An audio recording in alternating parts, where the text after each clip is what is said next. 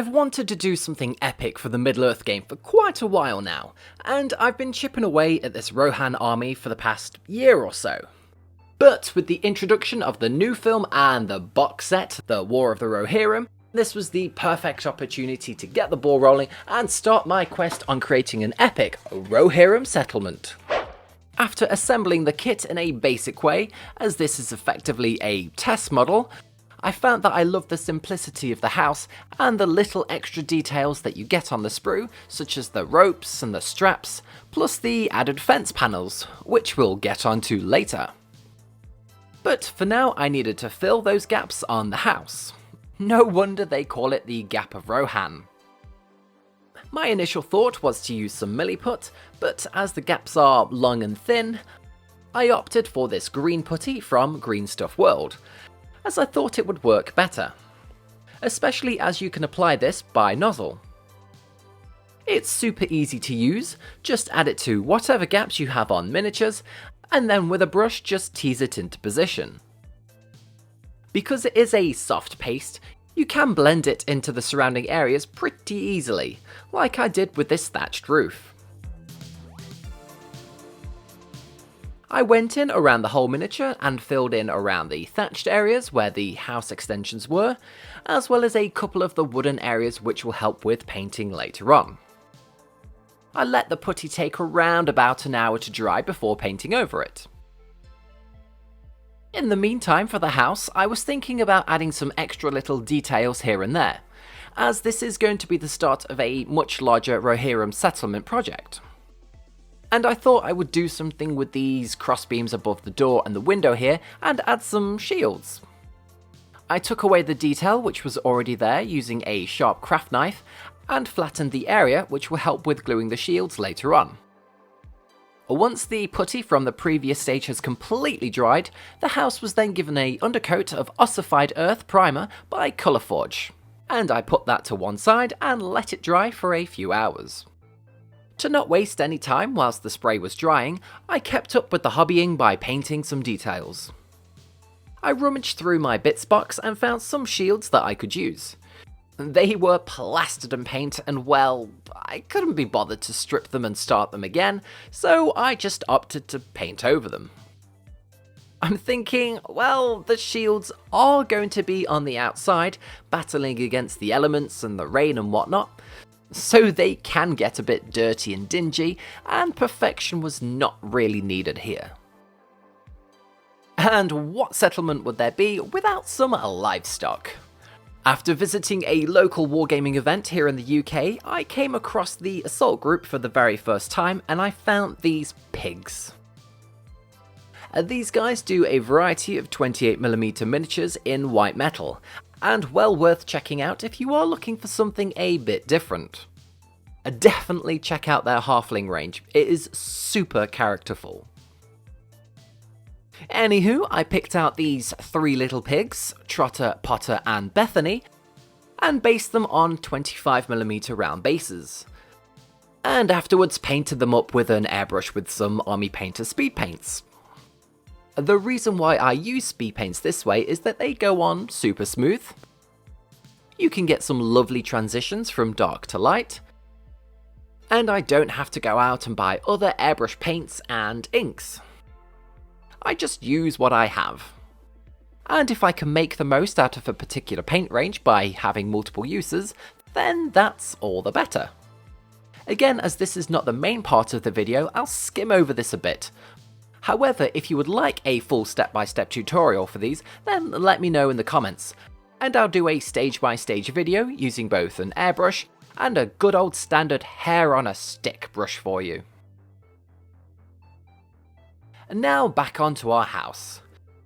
And now that the spray primer of ossified earth has completely dried, I started with the next stage and used some Gravelord grade speed paint by Army Painter. The first question I'll answer, which some of you may ask, is why did I use a cream coloured spray instead of pre-shading it black and then adding white? Firstly, these sprays are great and have a good coverage, so you don't really need to spray the black first.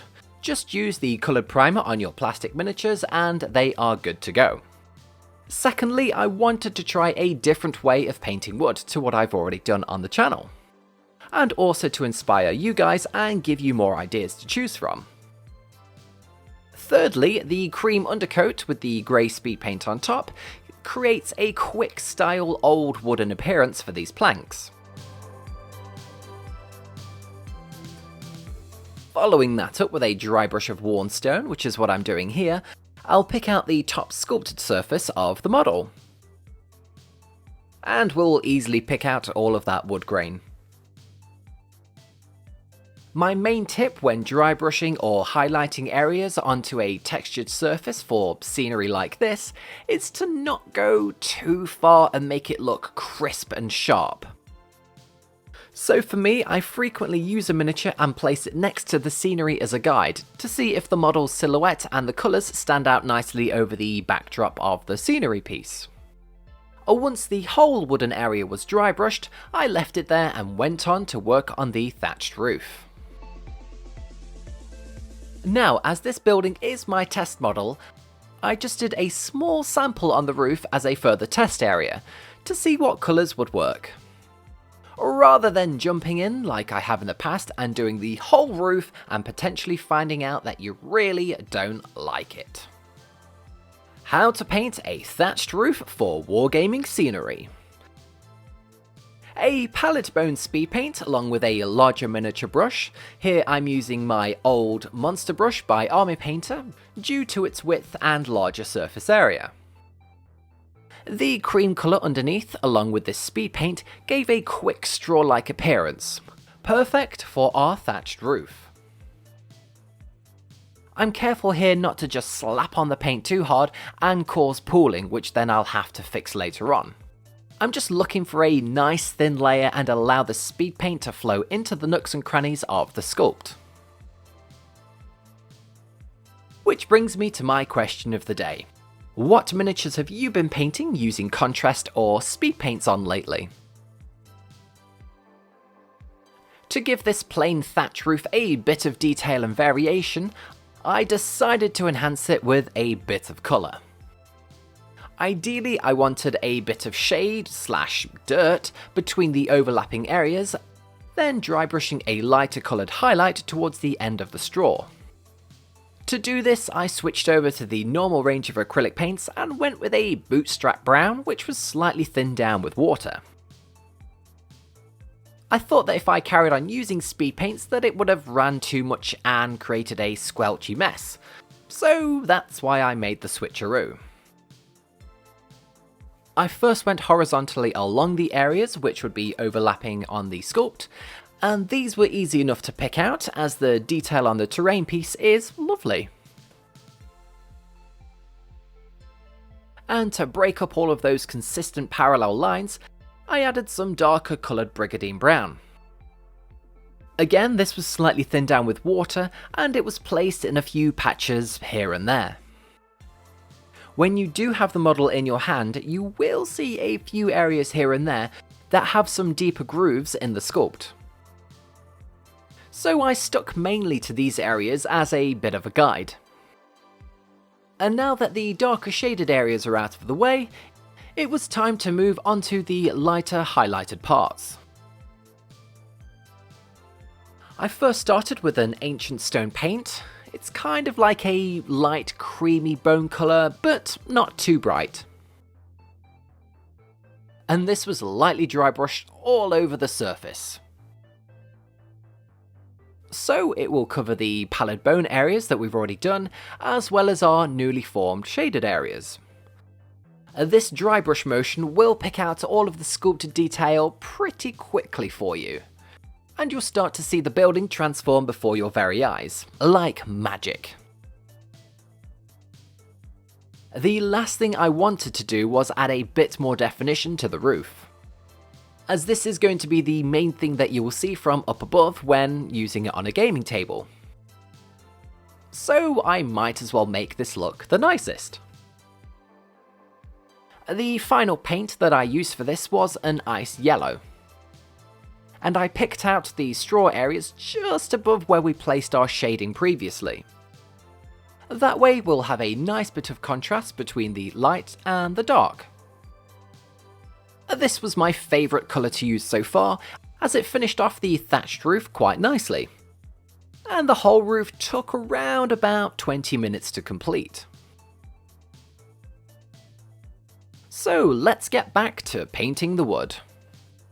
I decided to break this up and do it in 2 halves, as this was a test model, and I wanted to see how bright the roof was going to be before jumping back onto the wooden areas, so I could create some contrasting differences between the two. The first thing I wanted to do was add some worn stone once more to brighten up the wood slightly. However, instead of using a dry brush, I went for a makeup brush instead, and buffered on the colour in a circular motion. This colour will stay more on the top surface and slowly lighten up the larger wooden areas as you build up the layers, rather than using the dry brush method that we did previously, which was used to pick out the edges of the details to create our highlights. For the sculpted horse details on top, I wanted them to be much brighter, as if the settlers had painted on a white colour to make them stand out. And I also thought, you know what, let's do the intricate detail above the door as well, as this looks pretty cool. And it would be nice to see this detail more and bring it out, well, you know, because the designers put the effort to create it in the first place. Both the horse heads and the door detail were then followed up with a dry brush of a matte white, to make them a touch brighter. As mentioned before, this is going to be a large settlement project, so there is going to be a lot of buildings. But I do want them to tie in together with each other and the army that I've painted. With that, I decided to add some red and green painted areas onto the door and the window panel, as they are the colours of my duotone shields for my troops. The nice thing with these colours being painted over our existing cream and grey that we have done so far, is that these new colours will dry with a slight desaturated look to them, so they won't be too bright and jazzy. The windows were picked out with a dark navy colour, so once dry they will have a tint of blue on there, but they'll mainly just stay dark looking. And now for my extra stage which I would like to add to the wood, and that's a smidge of weathering. But just add a little hint of green and brown here and there, to break up all of the larger plain areas on the walls. Some algae green speed paint was diluted down with a bit of medium and dotted on in patches onto the wood. I like to add a bit with a normal brush and then just blend it out straight away with a makeup brush, to give it a softer appearance. I focused a lot towards the bottom of the dwelling, where it would naturally get a bit more dingy looking.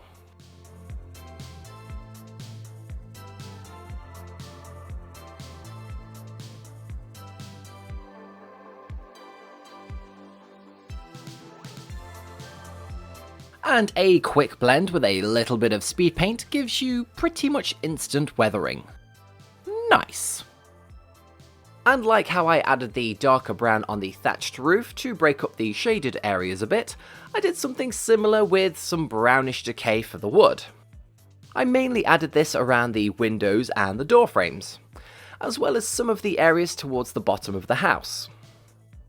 This just breaks up the shape of the flatter panels and just creates a little bit more subtle detail.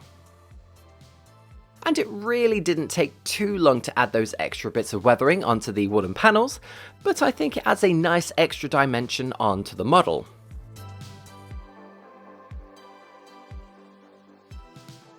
The last few bits that I did on the house were to pick out the metal parts and the extra details from the sprue. Using a darker coloured metal, here it was death metal, I picked out the details for the windows and the doors. And then followed that up with a silver highlight to help it stand out more. And I also picked out a few of those hanging straps and ropes with some lighter brown colours from my collection, just to make them stand out over the wood underneath, as well as darkening down those slit windows with a matte black paint. And let's not forget those shields that we painted earlier. They were popped into position over the doorway and the window just to give it a bit of personality. And with this I just used some super glue, making them pretty sturdy. For the extra details that come with the kit, like the fences, I painted them up the same way as the wood on the house, and then decided to go one further and pop a few areas of this moss and lichen product by Vallejo onto the wood. I do like this stuff because it finishes with a nice brightish yellow colour, and we can use this for easy weathering. However, I didn't add too much here as it's a pretty bright colour, but just enough to make the fence look like it's got some growth starting to appear on it. To tie it in with my other scenery at home, I added some Woodland Scenics clump foliage to the greenery for more detail. This stuff is fantastic for basing and scenery, and this spongy substance lasts ages. I've had the same bag and shaker for years now and it's still going strong. And because I've painted up some piggies, I thought why not do a nod to the classic fable and add a wolf pelt, or a warg pelt in this case, which will be slung over the fence panel. That's for coming after those pigs, you blowing fiend! Now, I'm no sculptor by any stretch of the imagination. The best I've done is make a rock, and then added some cloth to turn these Mordor Uruk-hai into the Rings of Power orcs. But I thought, I might as well give it a go. That's one of the nice things about this hobby, is that you can try something like this and get your creative hat on. Firstly, I prodded the knife into the putty to create a simple fur-looking pattern, and painted it up with a few colours to create a wolf hide, or a warg hide. Overall, I thought it came out alright, to be honest, and it adds a bit of extra detail to this basic fence. So I have my first Rohirrim dwelling for my epic project, and next up will be a pig pen. These 3 little piggies lived out the rest of their days in comfort, and when the time came, they set sail west to the Undying Lands. Thank you so much to all of my members over on Patreon and here on YouTube. Your support is truly amazing and helps me keep making the content you love to see. If you would like to join our fellowship, I'd be delighted to welcome you. Until the next time, keep on hobbying.